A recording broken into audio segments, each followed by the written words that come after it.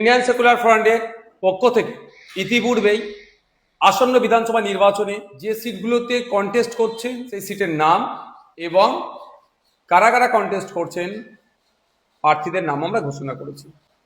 দ্বিতীয় পর্বে আমরা বেশ কয়েকটি সিটের নাম এবং সেখানে যারা কন্টেস্ট করছেন তাদের নাম ঘোষণা করতে চলেছে। উত্তর 24 পরগনার মিনাখা বিধানসভা থেকে যিনি কন্টেস্ট করছেন আইএসএফ পার্টির পক্ষ থেকে প্রতীক মণ্ডল।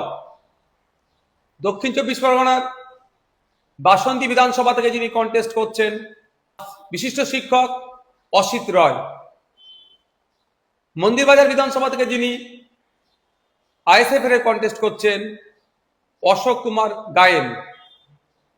হাওড়া জেলার উলুবেড়িয়া পূর্ব বিধানসভা থেকে যিনি কন্টেস্ট করছেন আনসার আলী শেখ এবং জগৎবল্লভপুর বিধানসভা থেকে যিনি কন্টেস্ট করছেন নাজিরা খাতুন।